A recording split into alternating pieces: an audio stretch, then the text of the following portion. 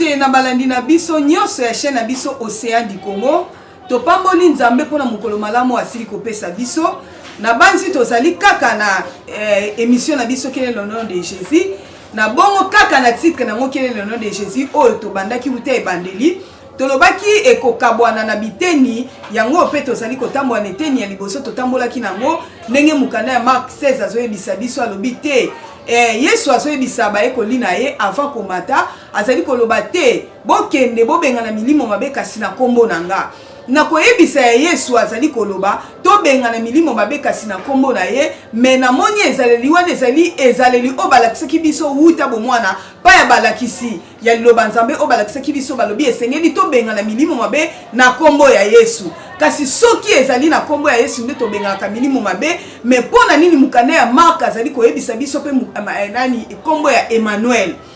motune eko bakisa mabiso tangu tozali kolobela kombo ya Yesu to benga na milimo mabe mais ange tango ayaki alobaki kombo ya mwana kobota mana Mark 18 tiko kitana 24 azali mwana oyo azali kobotama kasi na kombo ya Yesu wana tangu mwanje aye koyebisa Joseph metangu mwana wana kobotama Yesu balobi te esalamaki kaka lokola ya wenzambe alobaki esengelaki mwana wana botama me na kombo ya Emmanuel oyo azali nzambe katikati na biso nena deuxième émission toyaki kolobela kombo ya Emmanuel kombo ya Emmanuel nde baye koyebisa biso na Jean 1er balobi te nzambe katikati na biso nzambe wana azali liloba nde toyaki koloba te c'est que Emmanuel eli koloba liloba nzambe me katikati na biso liloba nzambe katikati na biso ezo salama ndenge nini liloba nzambe katikati na biso ezali tangu balakisi yo liloba nzambe esengeli liloba wana efanda nde katikati na biso nde tokoya komona mutu o azalaki na care o etondisami katikati na mbindo o etondisami katikati na ba problème etondisami katikati na magie etondisami katikati na kisi etondisami katikati na sorcellerie tangu mutu wana teyani liloba ya nzambe ya molimo bayebisi etika mabe tika kindoki tika koloka mutu wana tangu andimi kosalela liloba wana nde tokoloba mutu wana komi Emmanuel metango akomi Emmanuel liloba nzambe fandi katikati na ye tokoyeba ndenge nini ke liloba nzambe fandi katikati na ye tokomona ngo a partir ya pratique mutu wana mabe ezolobela ye lisusu eloko te mutu wana komi na bokonzi liboso bato bayaka kobenga ye pona koluka mutu wana komi na bokonzi liboso batu oyo bayaka kosala na ye ekiri ya kuluna mutu wana komi na bokonzi likolo ya batu nyonso bayaka koyebisa ye te to esengeli tobuka mbongo ekolo soki tomoni mutu wana azalaki kobuka mbongo ekolo mutu wana azalaki kopesa batu bakisa azalaki kolongola bazemi mutu wana tiki par rapport ya liloba nzambe nde tokoloba te mutu wana komi na Emmanuel Dieu parmi nous ne yango yana etindi biso toleka na deuxième émission na biso kaka na titre moko ya Quel est le nom de Jésus po Esaïe 55:8 azoyebisa biso alobi makanisi ya nzambe na makanisi ya bato ekeseni tangu biso tozali kotanga mukanda esengeli to raisonner to pe to kota na pensée ya nzambe tokota na pensée ya nzambe na Yesu nzambe azali nde molimo tangu tolingi tokota na pensée ya nzambe c'est-à-dire esengeli to raisonner liloba nzambe o totangi me na makanisi na biso te me na makanisi ya nzambe yango wana pona troisième émission tomoni ke mutu oyo atikali vide mutu oyo azalaki na kindoki mabe katikati na ye ndenge Galate ezoyebisa biso na 5:17 bazotangela biso 15 œuvres de la chair mutu wana tangu misala wana nyonso elongwe katikati na ye eloko ekoya ko remplacer ezali liloba nzambe po soki mutu wana kaka tikali pamba yebake bazo mukanda nzambe ezoyebisa biso milimo wana ekoya 7 fois na ndenge nini mutu wana azalaki mutu akoloka yebake batu oyo balakisaki ekoloka bakotika ete batu wana bakoya po baloka ye bakoya pona koyebisa ye lisusu avantage oyo ozalaki nango katikati na magie ozobimisa mbongo metala lelo komi mpiake avantage oyo ozalaki nango na kindumba mais okomisi nzoto na yo temple ya Nzambe, okomisi temple nzoto na yo demeure ya Emmanuel, yeba ke bato wana bakotika yo te. Tala ba désavantage okomi nango. Kindumbe bande ko peso kabelo, kindumbe bande ko peso iPhone, kindumbe bande ko peso misolo ko fute na ndaku, kindumbe bande ko pesa yo mbongo oyo zali ko ede libota na to ko fute na bande ko na kelasi, mais tala lelo tiki nzela ya kindumba, tala siko ba pia ko ekomi ko landa yo, okomi afami. Alors bato wana lokola bakoya esengeli mutu wana sikoyo tanga komi Emmanuel atikala na demeure moko o ezali liloba Nzambe. Mais ndenge ni to kokomona ke mutu wana atikali demeure o ezali liloba Nzambe, tozo tanga na mukanda ya Jean 14 alobi nini? Jean 14 tozali tobandi na 23. Bible ezoyebisa biso nini na o etali mutu o yatikali vide esengeli azala remplacer, mais azala remplacer na Emmanuel. 23 eyebisi biso nini? Jésus lui répondit, si quelqu'un m'aime,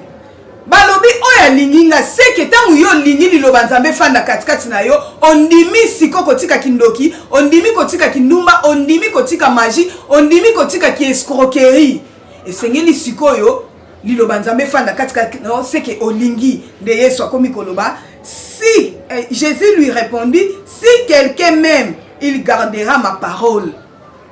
Mutu wana to omona siko ako garder liloba ya Nzambe. Na ebandeli ba ebisaki biso ke Nzambe akelaki lola ke lipe mokili, mais apesi mutu bokonzi alobi esengeli cultiver, esengeli pe a garder.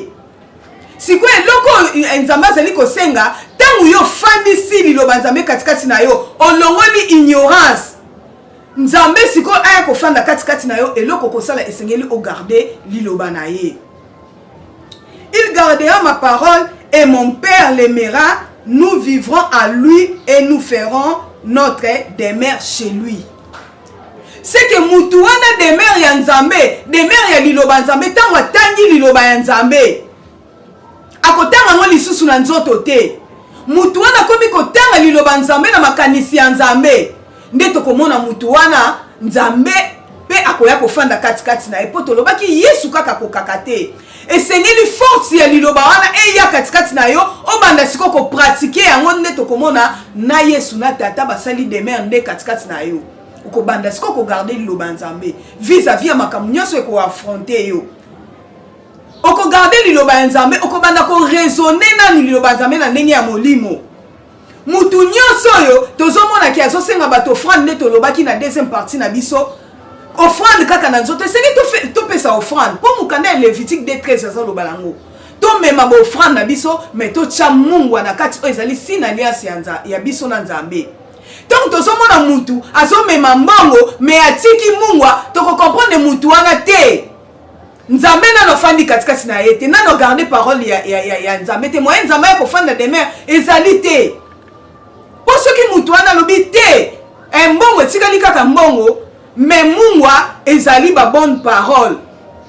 Et bon siko mbongo etikali mbongo ndenge ni soki to interpréter Mungu esengeli pe to interpréter mbongo na makanisi ya Nzambe. Soki to moni mutu abengi batu alobi ke te esengeli ko yana ndako Nzambe me maboko pamba te, c'est-à-dire mbongo te mutu fo ya pe na ndako Nzambe maboko pamba ta ko yana Bible. Mukanda o elobi ke to ya maboko pamba na ndako Nzambe maboko pamba te to yana mbongo euti wapi. Donc tokomona mutu wana akomi ko interpréter liloba ya Nzambe mais na makanisi ya Nzambe alobi te. Soki to interpréter Mungu c'est que faut to interpréter pe mbongo po ezali nyonso ezali ko sala signe alliance biso na Nzambe wana nde tokoloba mutu wana azope ko garder parole pe demeure ya Nzambe ezali katikati na ye. Mutu wana o ezali ko garder parole demeure ya Nzambe ezali katikati na ye tokomona bakokosa ete ba ko yebisa yeke te esengeli opesa kaka Malachi 3:10 elobi esengeli opesa kaka dîme opesa pa ya pasteur. Non. Bible elobi apporter à la maison du trésor toutes les dîmes. Maison du trésor na biso lelo ezali ba banque. Balobi en fait qu'il y a de la nourriture dans ma maison. Balobi nourriture na ndako ya Nzambe koki kozanga te. Tango biso tokomema dîme na biso na maison du trésor, mais boni tokosalela kaka maison de Dieu. Soki tolobi maison de Dieu ezali ba pasteur, mais mukanda Nzambe zoyebisa biso pe biso nde tozali ndako ya Nzambe. siko ndenge ni toko na maison na koyana dim na biso kaka pa pasteur na pasteur na biso lokwa tozali ndako ya Nzambe esengeli tosala na démarche liboso to banana komema na maison du trésor. Soki tomoni lelo bana na Nzambe biloko toye na kati église biloko ezosanga c'est par rapport totali mukana ya Nzambe mabe to sosoli yango na makanisi na biso e boni Nzambe akoya kofanda katikati na biso. Soki okoki nanu kolimbola liloba Nzambe te boni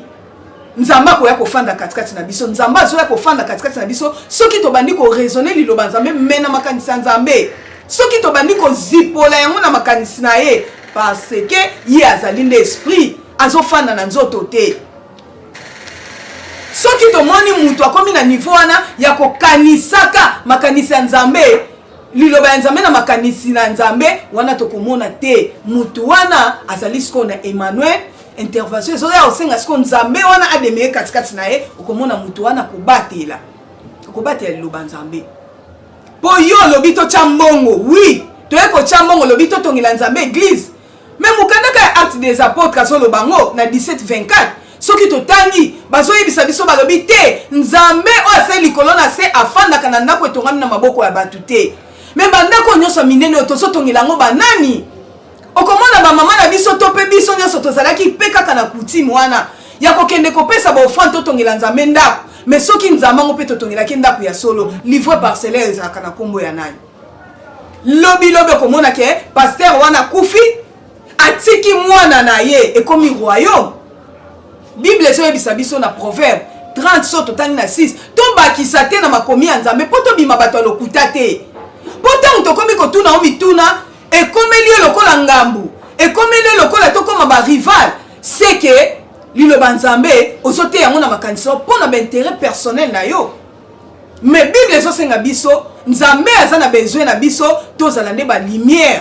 Tant tokozala balumière tokososola na connaissance oyo ezali spirituelle ya koya nde kofanda katikati na biso kokomisa biso des mères. Boni yo moko nano komi des mères te. Ozosenga batuti lelo bofrande ozosenga batuti lelo badimo lobi ezali mbongo dime esengeli topesa mais na maison du trésor soki wana eleki makasi boni tosalelaka yango mais tosalela yango mpe ndenge ekomami tobanda démarche liboso tokende na maison du trésor. Après tokoya kokende siko dans ma maison na ndako ya Nzambe nde sika tokoya kokuta bile etondi ebele. Mais tant tozosala na démarche liboso te boni tozokende étape ya mibale mwana nyonso abandaka na gardien to pe maternel akomi na première ake asisi école primaire ake na humanité boni pa ya Nzambe na biso pe tozokoka kosala ngo te tozobrûler betape po to memi b'intérêt na biso ezali personnel. Nzambe azali na besoin ya b'intérêt na ye volonté ya Nzambe katikati na biso ezali liloba Nzambe efanda katikati na biso liloba Nzambe tokanisa ngo na mayele na ye efanda katikati na biso tolekisa ngo na misala nde tolobi ke Emmanuel tant mutu akomi ko raisonner liloba Nzambe mena makanisa Nzambe tant mutu a raisonner na makanisa Nzambe seka kosalela bolamu wana kozala automatique.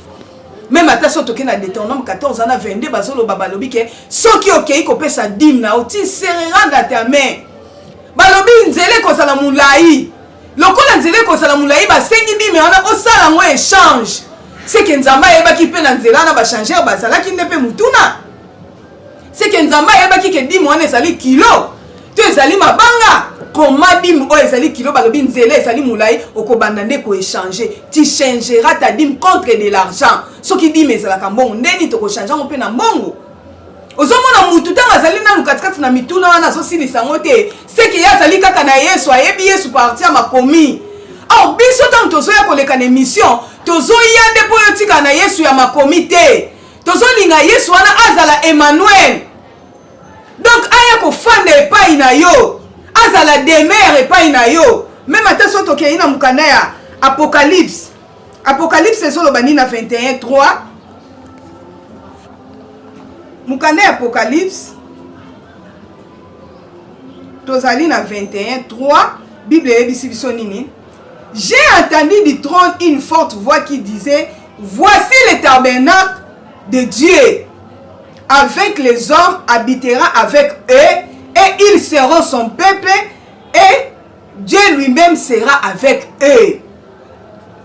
Balobi tele tabernacle oyo nzambe akoya kofanda yo lokola ecclesia nzambe esengeli ya kofanda nde katikati na yo nde musala oyo nzambe alingaki mpo ntango atindi liloba ezalaki nde mpo na kobikisa meme ata na Jean 3:16 wana bato batanga yango kaka lokola noir sur blanc ezali na révélation mobimba nzambe alingaki koloba ke azotinda liloba mpo ebikisa mutu mpo ntango mutu wana kobika ye akoya kofanda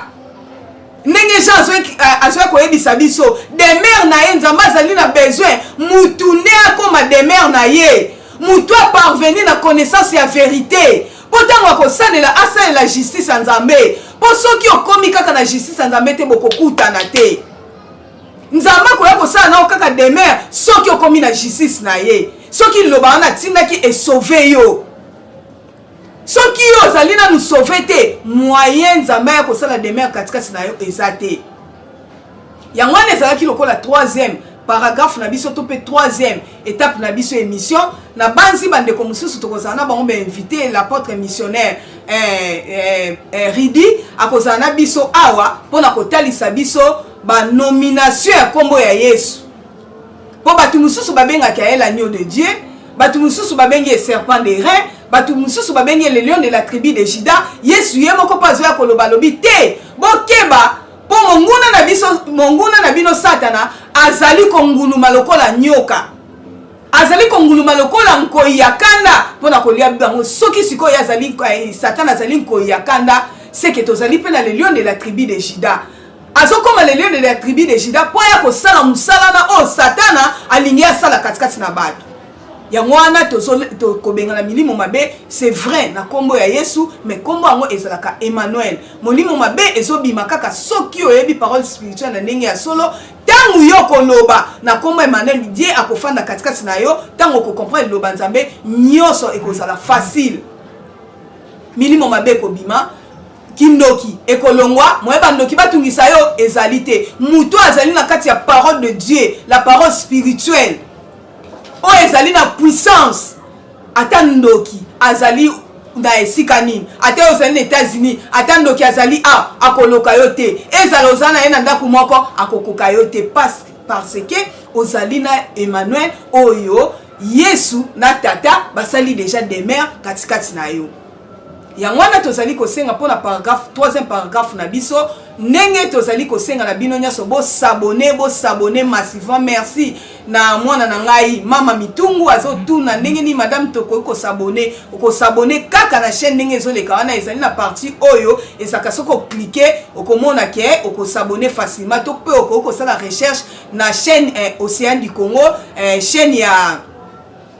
na biso Océan du Congo directement ekobimisela yo okosabone ndenge moko na mama na biso Leontine Kawa na Kisangani ndenge moko po kosala pona kosabone ezali facile okliquer kaka na kati ya chaîne to po sali recherche ya Océan du Congo chaîne na biso ya Libération okomona kaka chaîne ekobima et puis okosabone to s'abonner massivement merci pona bandeko bazali kotuna déjà mituna tope yope ozui libaku malamu ya kolanda biso na mukona lelo s'abonner benga biso tozali kotuna na epe ya na biso pe Cadet Mandobi na banzi ya lobby émission et talamaki azalaki na kurate na yebike émission OP ezoleka okotala ngo na banzi okotuna pe mituna na ndenge o mesanaki kotuna merci na libota ya nzambe nyonso o tozalaki nango